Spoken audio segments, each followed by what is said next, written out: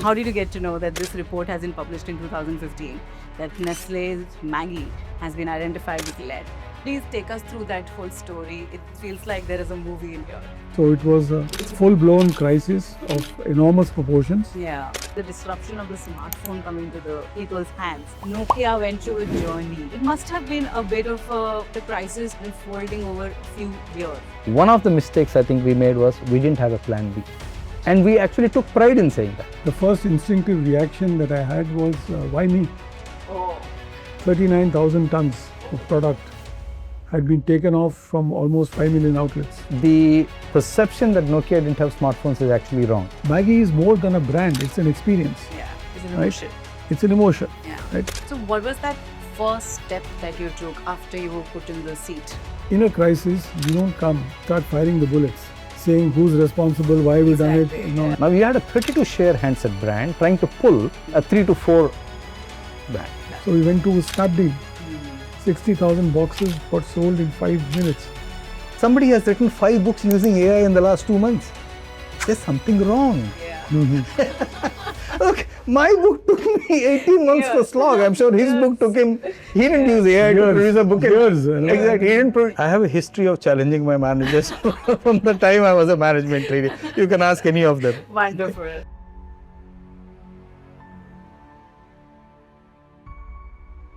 This conversation is going to be one of those fan moments for me because I get to sit and learn from industry starlets. You've gone through so much. You guys have been part of, I mean, how should I say, almost from the very start of when people didn't even understand what marketing is, how branding is done, how leadership, everything. There was so many years back. Your journeys have been so vast. Suresh, you've been working for Nestle in the leadership role, being the heart of the crisis when it happened. I really want to hear that story from you of how did you get to know that this report has been published in 2015, that Nestle's Maggi has been identified with lead. And then how did that crisis, what was your first reaction when you heard that?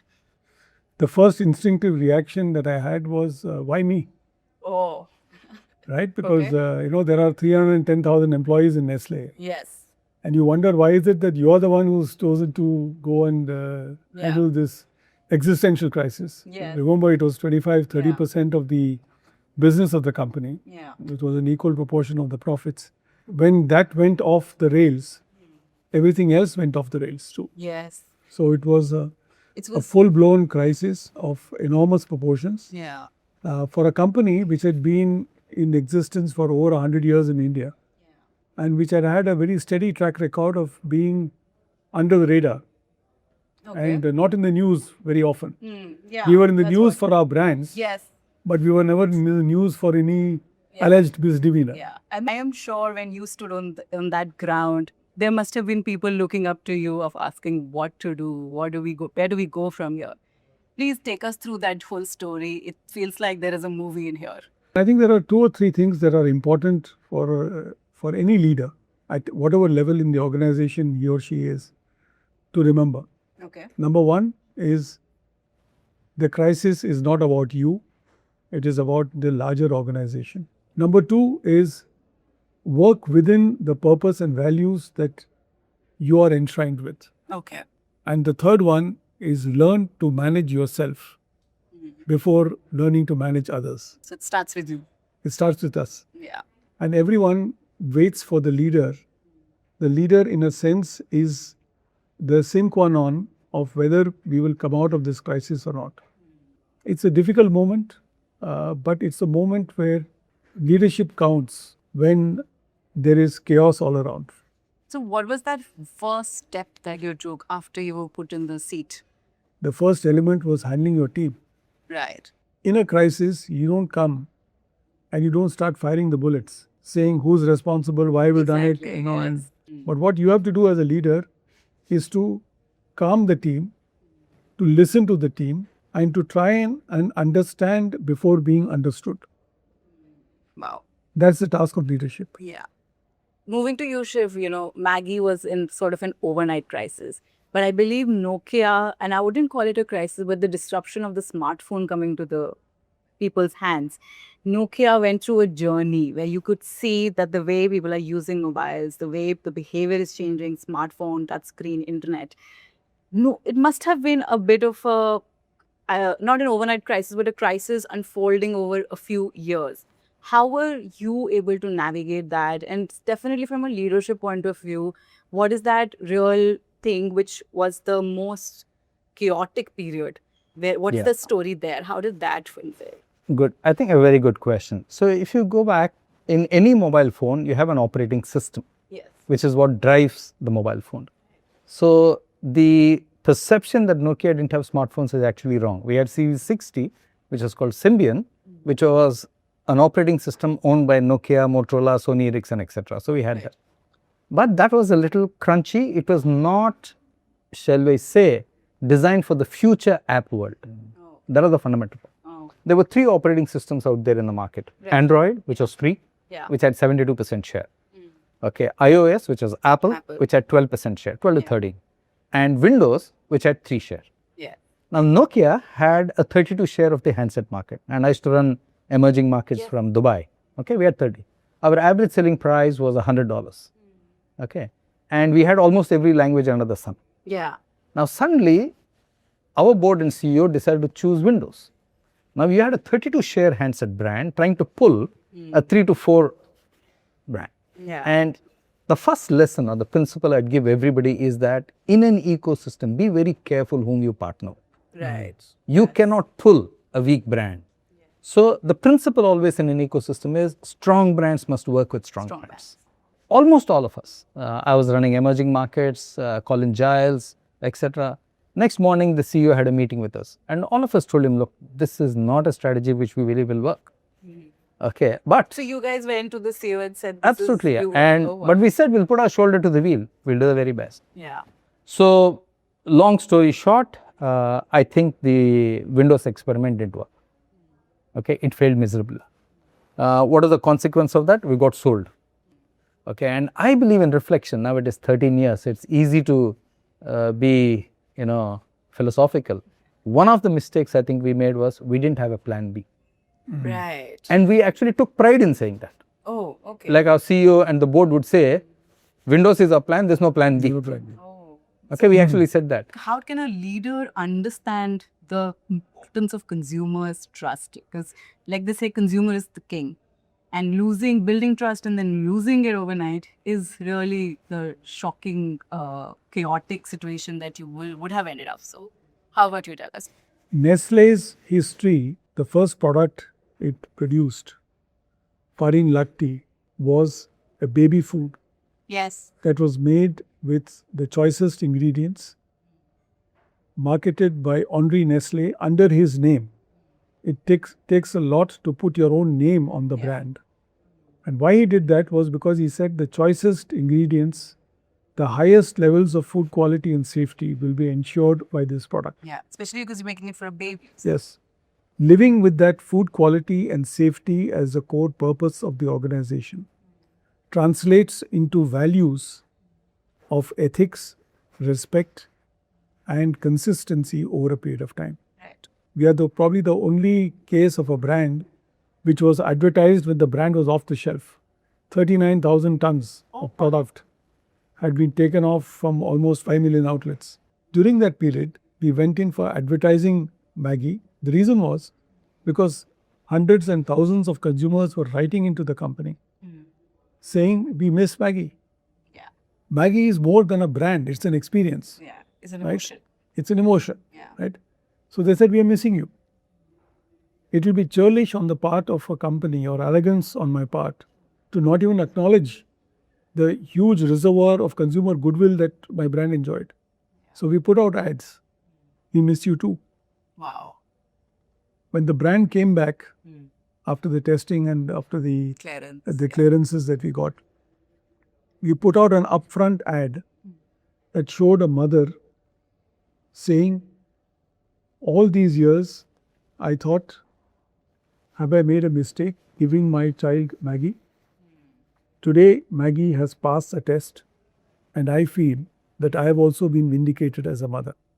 Oh, wow. See, that's the That is emotion putting that you... Yeah. That's putting transparency up front.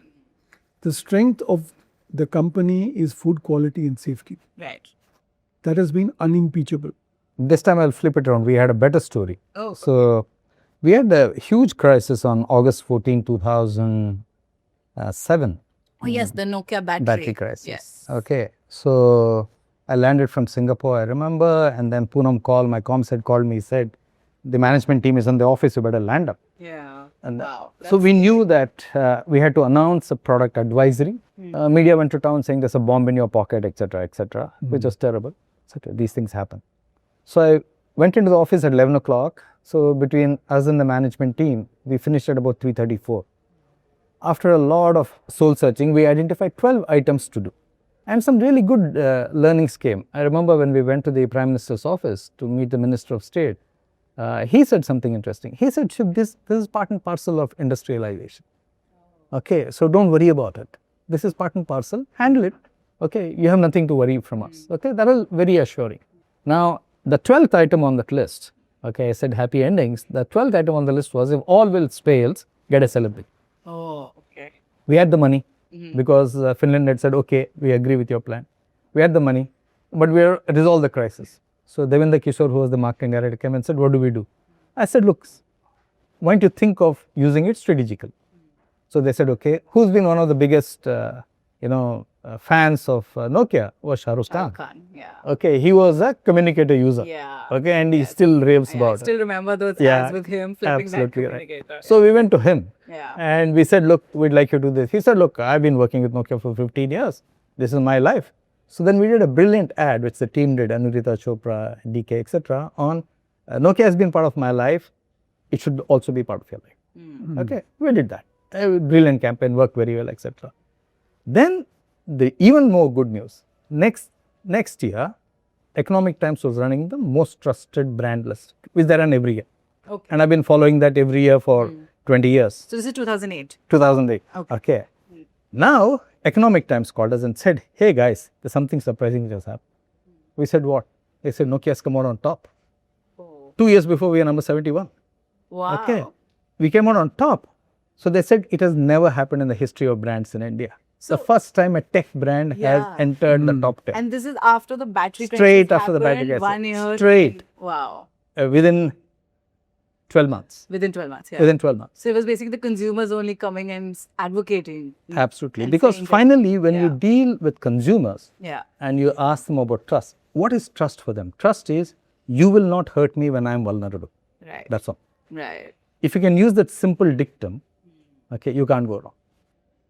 You know, listening to you, I'm coming now to the most complicated era, which I think every industry had to disrupt, reinvent, had to go back to the rule book. And that was definitely the COVID era. There were certain products which were not priority at that time, like Pepsi, like Maggi, like others, right? People were rushing out only for products which are necessity. That kind of uncertainty, you have no idea when this lockdown is going to get out, what's going to happen. Shares of markets are falling every place. It's happening globally.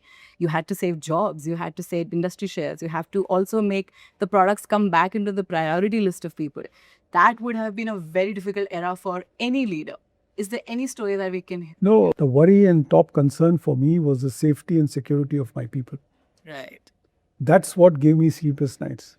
Nestle has 100,000 farmers in the Punjab, many of whom call their house as Nestle House, because they have been supplying milk to the company every single day for the past 30, 40, 50 years. The question was protecting them. So one decision which we took, which was a top-down from me, we will collect every single drop of milk that these farmers give us. We will not return back. So nothing was one cut out? No. No, wow. No, it was not done. It was not done because that is trust.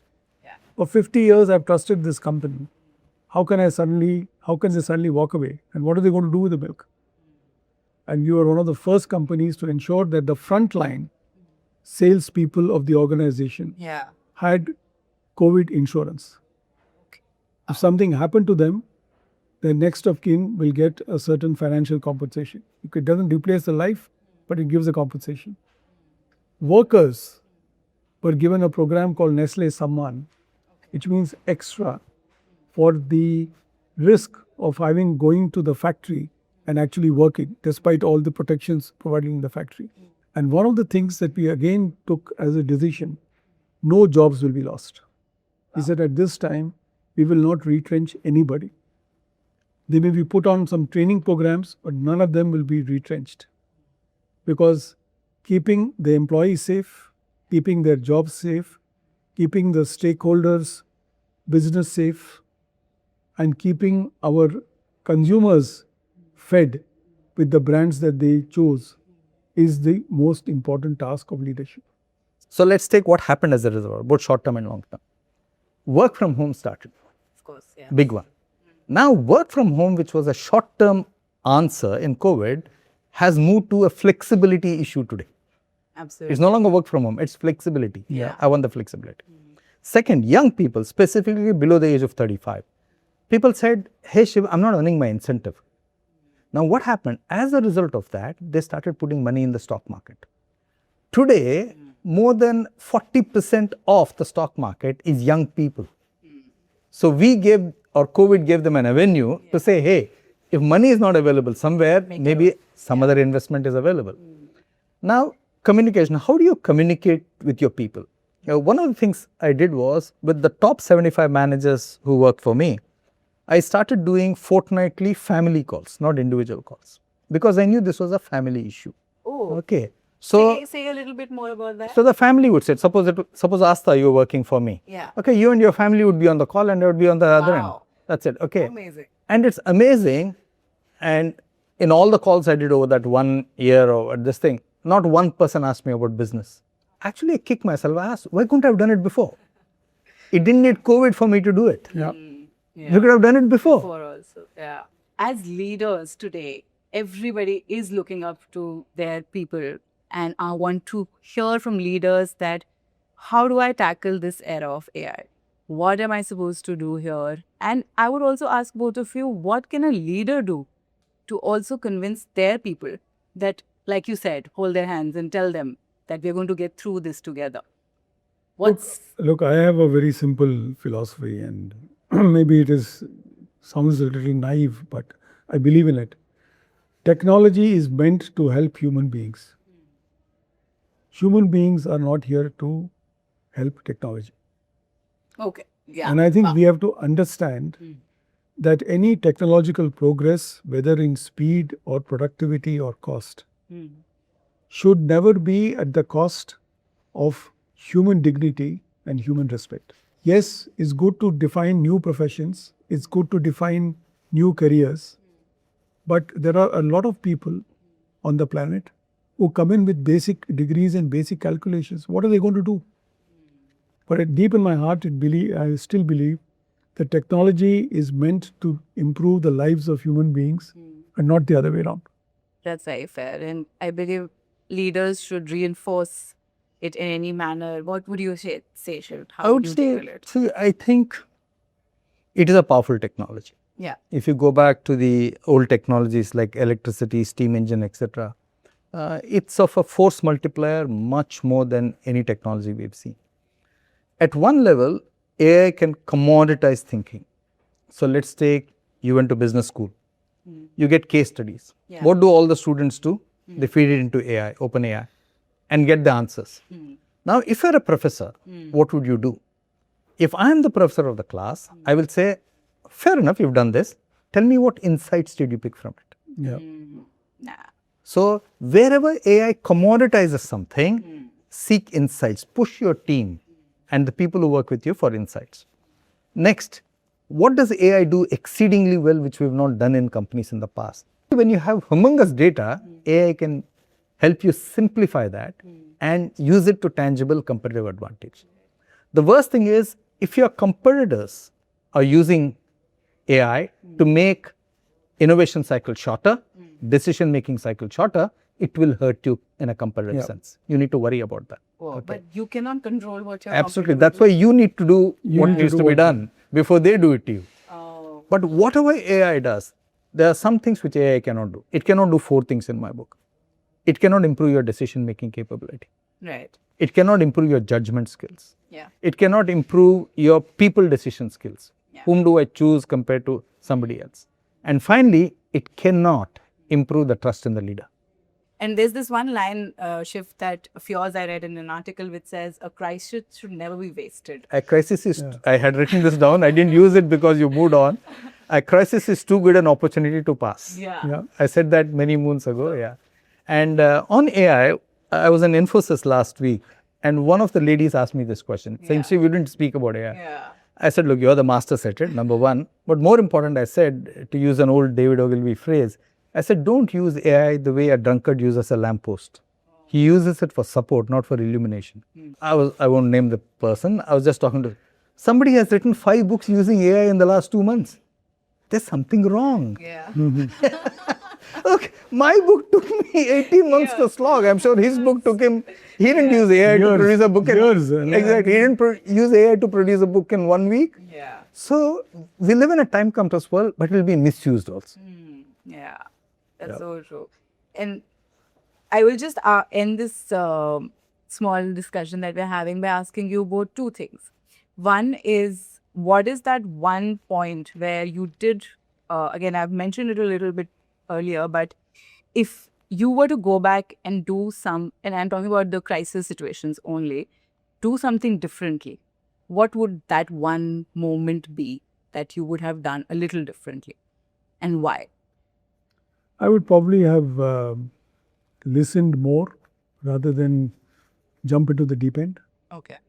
You see, instinctively as operating managers, you tend to jump into the deep end very quickly.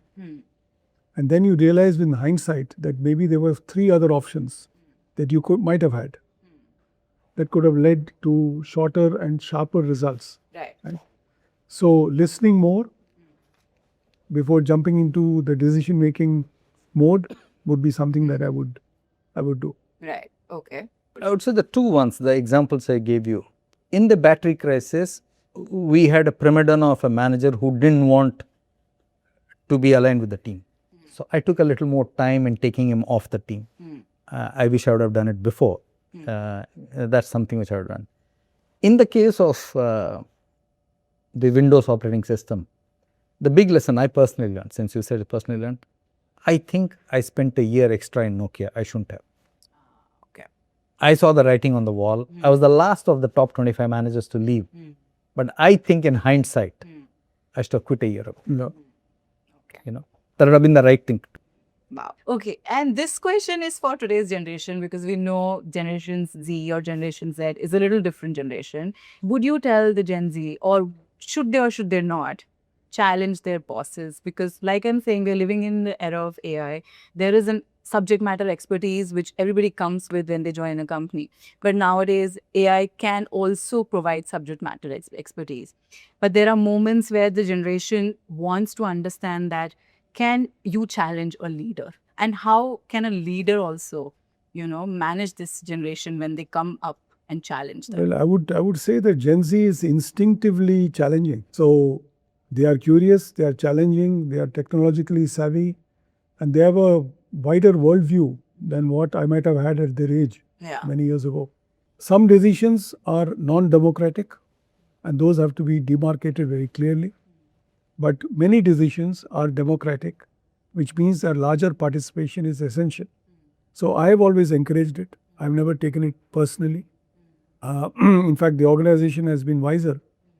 One example, when Maggi noodle was relaunched, I'm an old school traditional trade fellow, right?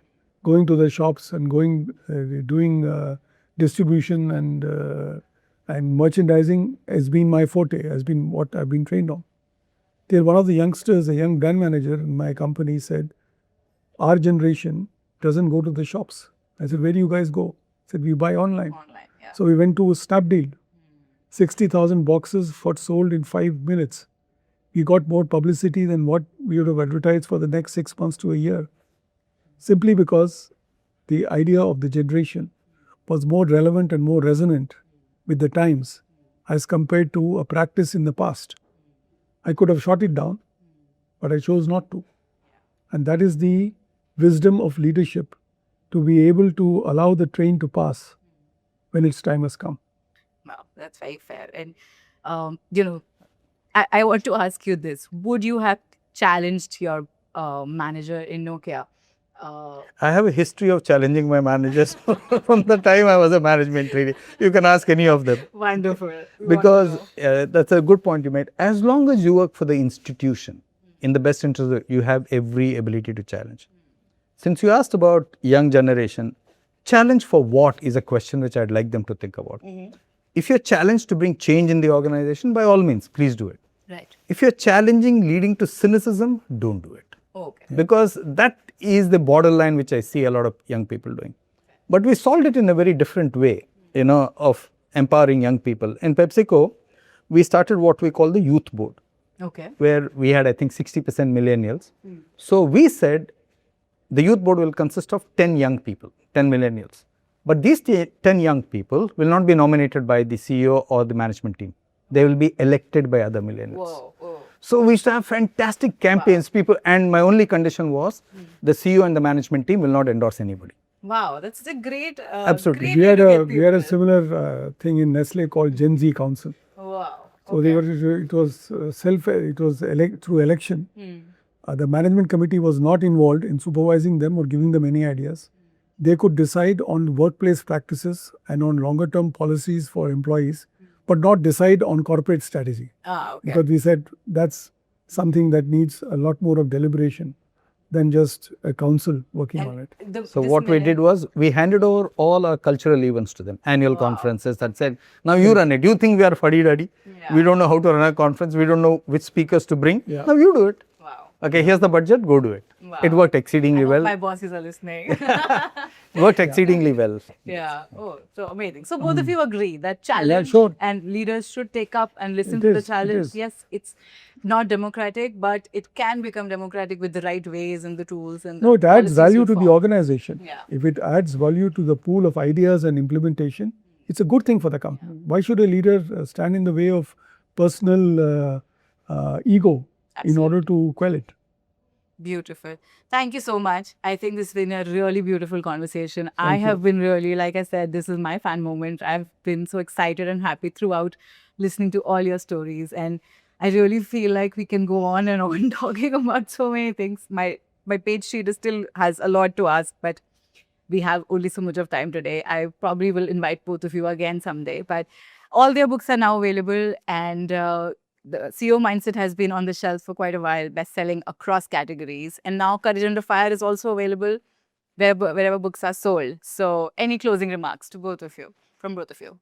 Well, as you see, leadership is black and white, Of course, leadership is black and white. right? And I think it's been a pleasure having this conversation with you, Asta, in the presence of a colleague and a friend of many, many years, Shiv. And I do hope that future generations become more agile, more aspirational, smarter and faster in the way in which they think through problems. And I in the hope they numerous definitely crises. find Courage Under Fire. Well, they have to find their own courage under fire. Yeah. And there are too many fires around Yeah. to stop talking about it. Yeah, I would say, as I look through the data points, etc., there is, I feel there is nothing called a prestige career anymore. Wow. Okay, so to anybody who's listening in, don't think of the classic prestige career. Okay, it doesn't exist anymore. Make your moves, make your transitions. As long as you're adding value to yourself, you're adding value to the institution that you represent, you'll be fine. Nice. Take the risk, make the change. Yeah. All right. There you go. Take the risk, make the change, and definitely subscribe to our channel so that you get to hear more such conversations. Thank you. Thank you. All right. Bye-bye. Bye-bye. Thank you.